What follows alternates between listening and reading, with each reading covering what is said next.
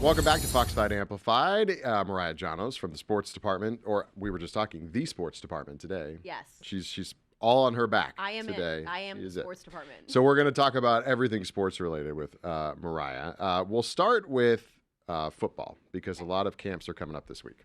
Yeah, it's the most magical time of year, right? The Raiders are reporting to camp this week. UNLV football is reporting to camp this week. So you've got this past Sunday was actually the last Sunday without football. So it's a glorious time just of a few year. weeks between soccer and now football. Mhm. Football and football. Exactly. Yeah, there wasn't really an off season this year with the World Cup for us.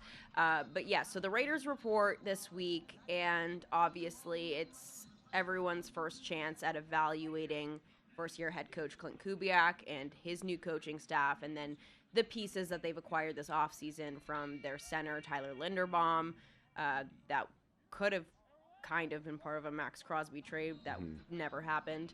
And then you've got just all these new pieces coming together, some of the wide receivers that they've added, and of course, first overall pick Fernando Mendoza. So there's a lot of eyes on the Raiders this preseason to just see how it's all kind of coming together. The expectations aren't too high, but they are higher than they have been. There's more of an optimism around this franchise going forward. Are we going to see direct results this season? Probably not. But anything is better than what we have witnessed in the past. So, do you think this is where we're going to really see how the quarterback stuff shapes up? yes, absolutely. So by the end of camp, there will have to be a decision made. I don't think it's much of a competition if you ask just about anyone covering this team in town.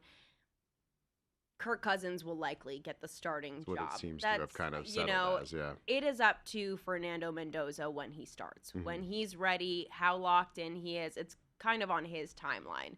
But I think it's Kirk's job until Fernando is fully ready and when it matches up with the schedule too, because the Raiders have a pretty tough schedule out of the gate. They don't really catch much of a break until week 8 when they play the Jets. So I think that's when we're going to see Fernando Mendoza. So that's what's going on with the Raiders. Fall camp, always a good time. Then with UNLV, also a quarterback battle there as well, as they've got an Auburn transfer, and then they've got Alex Orji returning.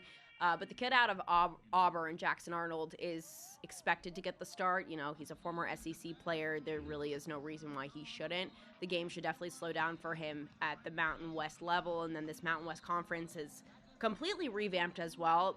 Literally every single team within the Mountain West that has a state in their name, San Diego State, Boise State, Utah State, they all left. Yeah. And so there are new programs coming into the fold, which are competitive, but the path is a bit more wide open for UNLV to capitalize and actually secure a Mountain West championship in Dan Mullen's second year as head coach. So the expectations are there as well. So it's a great time of year, a lot of optimism both at the pro level and at the college level. We might see more immediate results with UNLV, but college football is, you know, college athletics in general are a crapshoot these days because of NIL.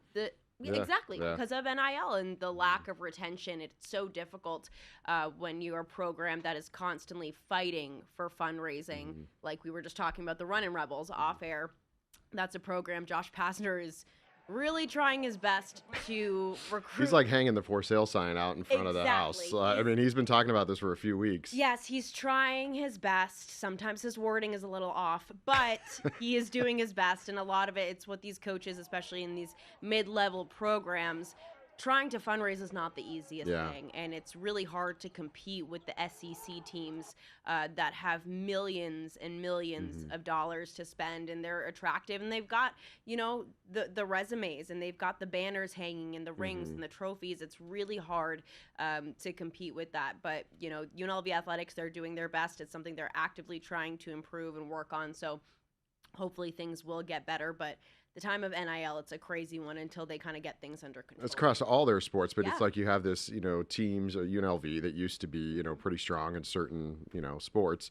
And now it's interesting, like you mentioned, this sort of medium-sized school to see how they navigate this, because they could have been a great team before, but now without the money, it doesn't matter. Right, and the only thing that really works in their favor is when you've got talented kids at these bigger schools, but they don't see playing time and they want to play. Yeah. Okay, great. That's where UNLV can kind of capitalize on that and say, well, you could start here. Mm-hmm. And there's been an immediate difference. We see it all the time, but it's a matter of, okay, after they get that 1 year of playing time, will they stick around, or did they get their stats up enough to go to another big program and kind of bounce back, which is what we've seen, especially in basketball as well. There's a little bit more returners on the football side this year, which is always good to see.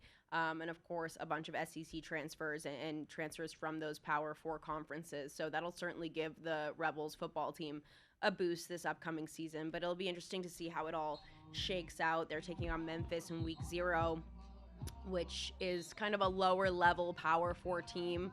They are favored in it so far. So a strong start for UNLV would be huge. We'll see how that all plays out. But there's a lot to look forward to this time of year when it comes to football. Everyone's kind of back to business, locked in, and it's my favorite time of year personally. Yeah, coming into the fall, it's hard to think about when it's 117 degrees Right, outside. I know, it doesn't quite feel at least like here, right. It doesn't feel like fall. Let's talk about coverage, because the teams are, like you said, in their camp. So what's the coverage look like for the sports department on Silver State Sports Live and then on the news? Oh, gosh, yeah, it's kind of a revolving door between all of us. Of course, we said goodbye to our lovely UNLV beat reporter, Paloma Villicana. We have a new hire coming in. She is amazing, and she is ready to rock and roll and take over the beat. So we can't wait to welcome her. Her name is B. Martinez. She'll be starting up here next week and taking over, and I'm sure she'll be great. She'll be doing Reb Zone and taking over all of the UNLV coverage, traveling with the team for both football and basketball.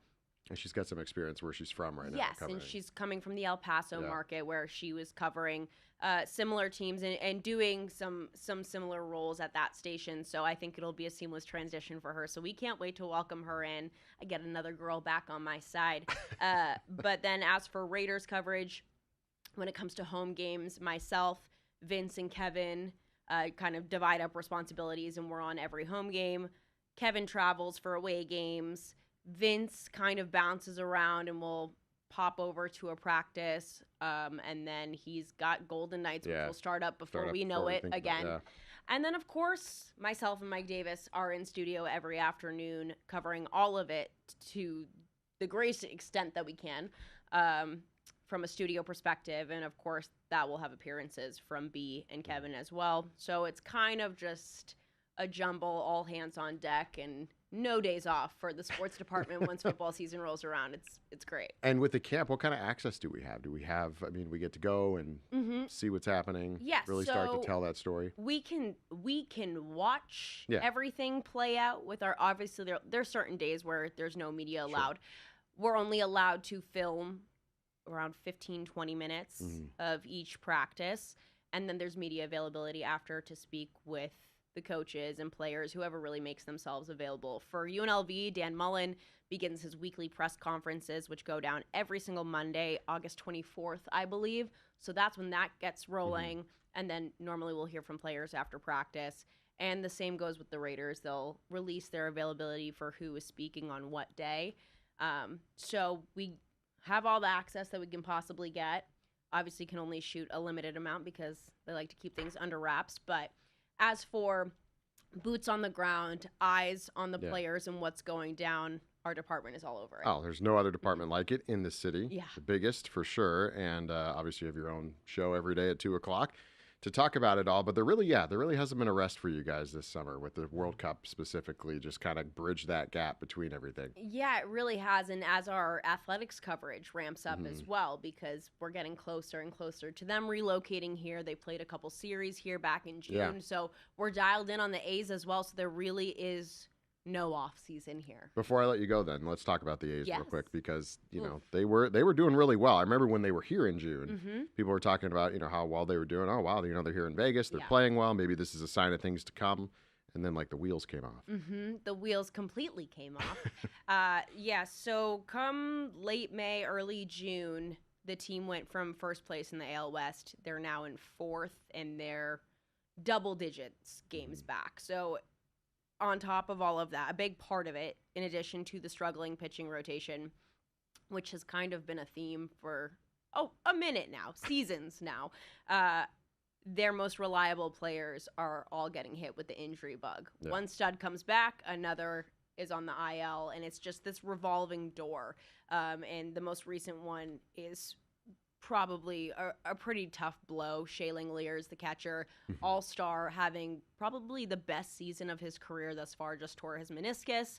So he's likely done for the season, and he was a name that we were hearing around the trade deadline, a trading piece for the A's to maybe get some young, fresh arms and pitching to bolster this struggling rotation. But now, no one is going to take an injured player when they are looking to get personnel to boost their playoff chances, right? So they want people that can make an immediate impact. Shea Langeliers, unfortunately, not that guy. So that's kind of been the running theme with the A's, and we're just going to chalk it up to a loss this season. I think you kind of just got to call it. Unfortunately, it's not the most salvageable at this point with the amount of injuries they have and the amount of struggles that they have when it comes to their pitching rotation. The trade deadline is August 3rd. It's coming up quickly. Hopefully they can maybe secure one or two young prospect pitchers, not have to give much up for them, but I'm not really sure how much they are fighting for a comeback to secure a wild card spot at this point, because they're pretty removed from the fight. Didn't you do a story recently about the Aviators, though? And, like, you know, obviously that's kind of their farm team, and bringing people up from there instead of maybe for the trades. Right, absolutely. So the Aviators have a lot of talent, a lot of prospects. It's just a matter of the ability to transition to the big leagues kind of seamlessly and work out those kinks. And it's hard to find the right spot for them. But the A's farm system in general is so loaded with talent. It's kind of crazy how well this organization has drafted every single year.